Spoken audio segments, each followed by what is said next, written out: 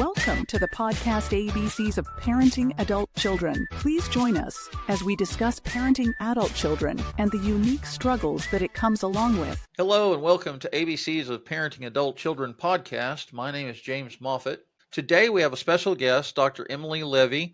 Dr. Levy or Emily, thank you for being here. Thank you for having me. I'm excited to be here today. Yeah. So do me a favor and introduce yourself to the listening audience. I'd be happy to.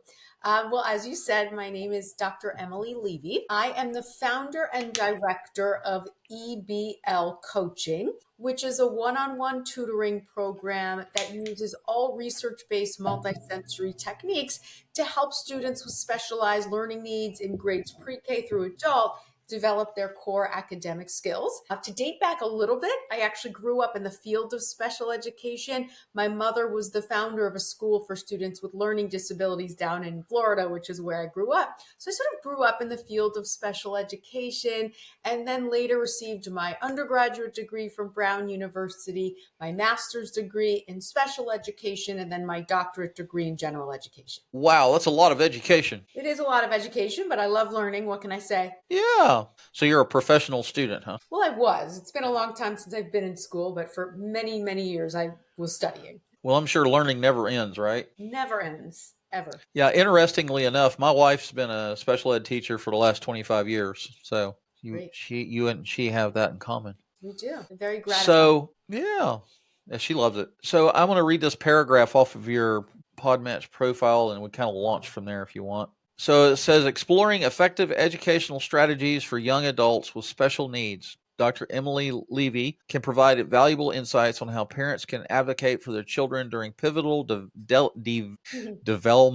developmental transitions, helping structure healthy boundaries and support for long-term educational success. Well, that word just threw me for a loop.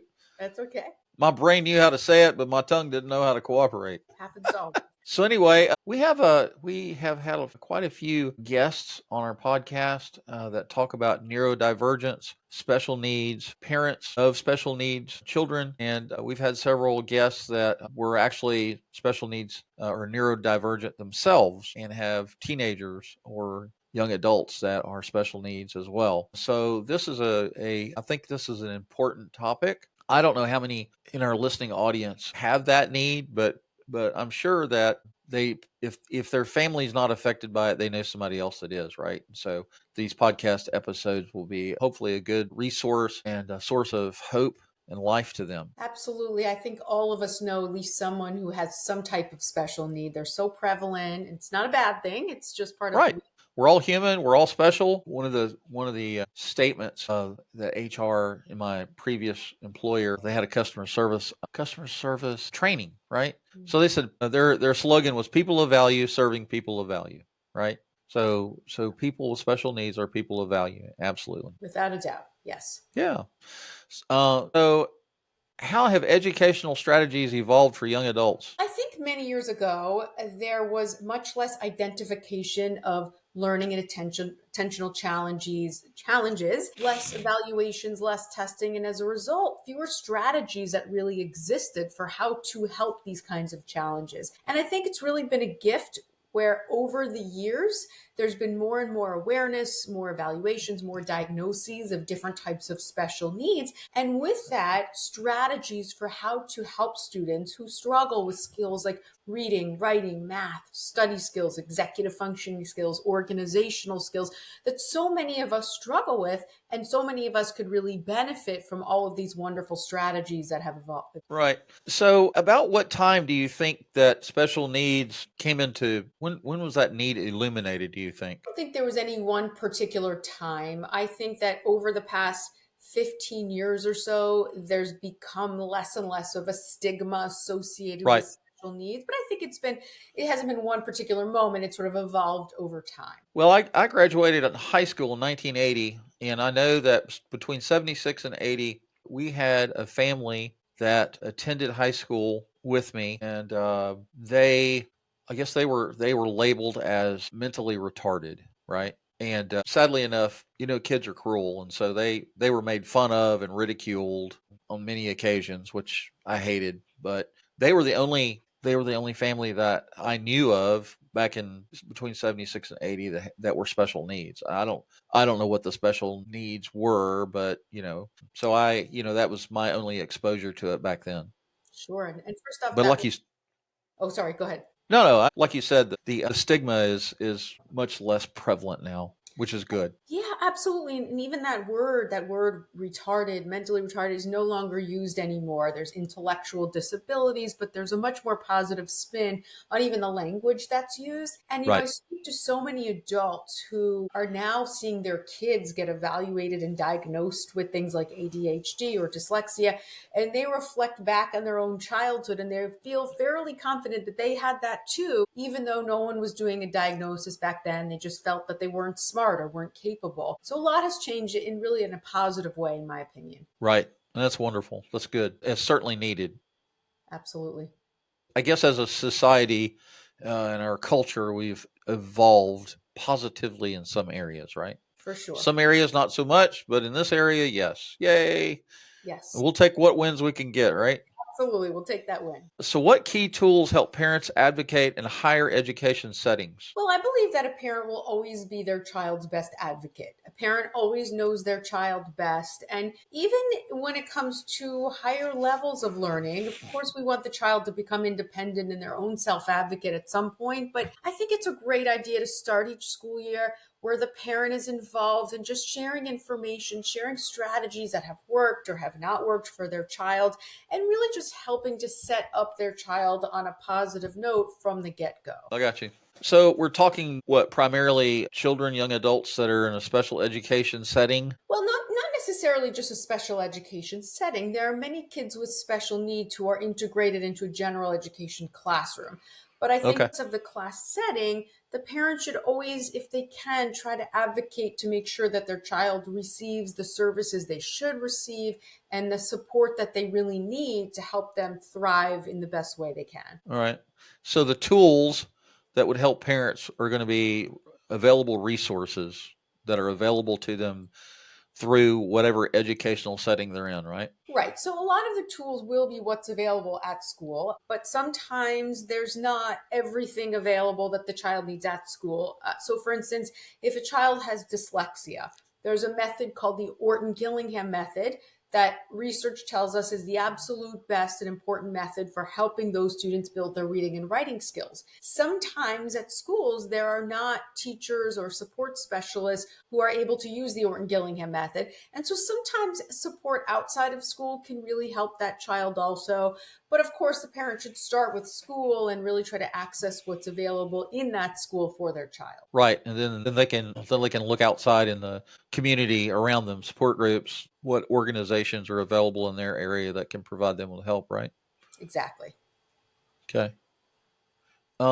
Which methods support young adults with learning disabilities? Well, there's so many different methods, and part of it depends on what the specific challenge is. Every child, every student is unique. There might be a student who struggles just with reading, in which case they need strategy specific to reading. And even within that, is it decoding words? Is it reading fluency? Is it reading comprehension? Is there someone who struggles more with math or with organizational skills or with writing? So it's really a matter of being specific as to what that student's needs are and then providing them with the strategies to help them for those specific needs. Okay. Can multisensory learning techniques aid in boundary setting? Well, multisensory learning techniques really help students thrive academically. I would say there's so much research that supports that. I think it can also help with boundary setting, but I think it's really more the academic angle that they can help students tremendously with. Okay. So explain to us what multisensory learning techniques means. So, multisensory means that rather than just using one modality or just say working out of a workbook or listening to a teacher, we integrate multiple senses simultaneously: the visual, the auditory, and the tactile kinesthetic modalities. So that means using a structured approach to teaching, but integrating tools like multicolored highlighters, whiteboards, magnetic tiles, colored sands for younger kids for forming letters, these kinds of multisensory tools to help aid in their learning. And that's something that parents could use at home, right? Absolutely. Yes. Yeah. Thanks for explaining that. Sure. Because I was sitting here scratching my head. It's okay, you're not alone. How can parents engage without hindering independence? Well, that's always a fine line. And what I like to say about that is I think that when a child is younger, they need more involvement by the parent. They really are not able to be independent. Some are, but most are not, really need the support and guidance of their parent. But the idea is that as they get older, they should learn to advocate for themselves. They should learn to do more independently, and they should rely less and less on a parent to help them get through school and eventually through life. So I think it's a gradual process of a lot of parent involvement in the beginning and then gradually letting go and empowering the child to do more of their own self advocacy. I got you. Okay. So just ran out of questions. Okay. And unfortunately, I don't know enough about the subject matter. I try to ask intelligent questions. So, can you think of a case study or a general example of how you have helped somebody, a special needs family, learn how to navigate the waters or the complexities or struggles of that situation? Sure. Well, there is this one boy that really has a sweet place in my heart, who I personally worked with years ago. I used to do a lot of tutoring myself. Now I don't. I kind of oversee the tutoring that we do. But many years ago, I worked with a little boy who was in first grade at the time. He was actually one of my first students. He had severe ADHD and severe dyslexia and was bouncing off the walls, struggled to stay in his seat, could not read at all. And I used the Orton Gillingham method with him to build his reading and spelling skills. And I taught him strategies to develop his overall academic and organizational skills. And not only did he make it through elementary, middle school, and then to high school, but his mother reached out to me many, many years later saying that he graduated college, he graduated graduate school, which is making me feel old, and is now working as an engineer. So it was just one story that shows how with the right support, with the right tools, even kids with significant and severe challenges can get through school and have the potential to be so successful in life. So you have to stay the course and really advocate for your child, but they all have such great potential to really do great things. It's always to hear success stories like that, Yes, I love because that. I would imagine that some parents who have special needs kids, especially when they're younger or whatever, especially as they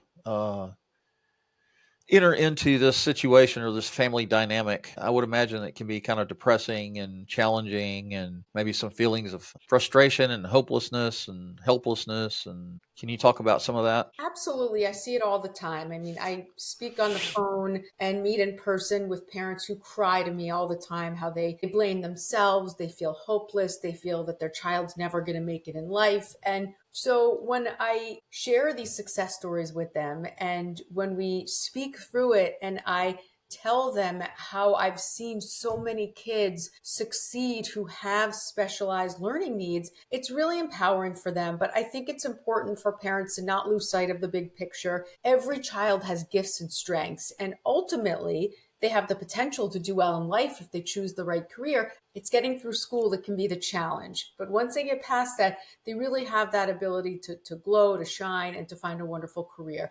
So I think sometimes it's you get caught up in the moment and it is easy to get really frustrated and feel like there's no hope. But I think holding on to the big picture and knowing that your child has gifts and strengths that will get them far in life is something that's really so important to stick to. Right. That's good. And I'm sure that, one of the things one of the topics that we visit here on this podcast is self care, and that self care is not selfish. And so parents of all situations, whether it's special needs or not, they need to understand that it's important that they take time out for themselves and, body, mind, spirit, take care of their mental health, their emotional health, spiritual, physical, nutrition, exercise, all of that, And so I can imagine that having a special needs child in the family puts maybe a little extra burden on them that other families may not have, right? For sure, and I agree. I think taking care of oneself is so important. And that's part of, I think, also as parents let go and empower their child to be more independent, in turn, it frees up some of their own time so they can take care of themselves more and really spend that time that's so important. Right. So, can you give us a Reader's Digest, layman's definition of some of these different things, like we hear ADHD and some of these other diagnoses that you might hear, because I'm sure there's parents that maybe just on the cusp of wondering or maybe thinking about taking their child to be diagnosed. And there may be people listening in our listening audience that have not gotten to the point where they want to engage professional help, right? So they have all these symptoms that they're dealing with, but they don't really know what they are or what that might be indicative of. Well, first off, I think if a parent is noticing all these different kinds of challenges, the way to really identify, of course, what may in fact be going on is to have a full evaluation done, which can be done for free at their local public school. And there are many different types of diagnoses that exist that may apply to their child. There's ADHD, which is, of course, more related to attention, focus, organizational skills. Dyslexia is it's a learning disability with regards to reading. Dysgraphia is a learning disability specific to writing. Dyscalculia is a learning disability specific to math. Then there's also autism. There's speech and language challenges. There's intellectual disabilities. So there's a lot of different diagnoses out there. And the benefit of going through the evaluation process and receiving that diagnosis is that then their child is entitled to specific services at school that can really help them thrive. And without those services, it's very difficult to do well in school and to really build their academic skills and thrive in that setting without these services. So I believe it's a gift. I think it's something that's so important for children to have if they really need it. Well, that's awesome. All right, so I want to give you 3 to 5 minutes for an elevator speech. What would you tell the listening audience? What would I tell the listening audience? Well, I would say that I kind of alluded to this in the beginning, but there are so many wonderful strategies out there that can help your child. And don't just sit back. It's really important to take action, to be your child's advocate, to seek the services that your child's school offers. And if they don't have those services in school, seek them outside of school. There's a lot of programs outside of the school environment that can help your child. But step one is really getting that diagnosis, finding out what exactly is going on so that you can then identify the services and the support to help your child. And again, every child has strengths, has gifts. We all have weaknesses. None of us are perfect. Know that your child has the potential to do well in life as long as you help them to get the right support and get the right services so that they can really thrive to their own potential. That's wonderful. Dr. Levy, I appreciate you being on the podcast today. And to the listening audience, I want to say thank you for the privilege of your time. You can listen to this podcast on Captivate FM, Amazon Music, iHeartRadio, Apple Podcast, and Public Radio. You can watch the video episode on Rumble. That's rumble.com. Our website's located at parentingadultchildren.org. The website provides contact information. You send me an email, leave me a voicemail, and I'll reach back out to you. In the blog section, there's a upcoming show schedule, and you can leave a review for any podcast episode that you listen to that you liked or whatever. And Dr. Levy, do you have a website or a book or something you want to show the listening audience or tell them about? Our website is eblcoaching.com. That's E like Edward, B like boy, L like Larry. So eblcoaching.com. There's lots of articles that I've written on various parenting topics, podcasts, information about the tutoring services that we provide. So lots of information on that website. Awesome. Thank you. Thank you. Yeah, I try to release a new episode every Friday morning around 8 a.m. And again, thank you, Dr. Levy, for being here and for your contribution to the episode. I'm sure a lot of people will get what they need from it, get the resources and help that they need. Thank you so much for having me. Yeah. So, and to everybody else, I'll say goodbye and have a wonderful day. Hello, fellow nerds. If you love learning but hate boring lectures, then Mike's Nerd Bites is the podcast for you. Mike's Nerd Bites delivers snack-sized bites of tech, science, and more using a lighthearted, humorous approach. All delivered by your soon-to-be favorite Jersey guy, Mike Mayone. Mike's Nerd Bites is the perfect way to feed your curiosity and laugh a little along the way. Find Mike's Nerd Bites now on Apple Podcasts, Spotify, or wherever you get your nerdy fix. Please tune in next week for another episode of our podcast on parenting adult children.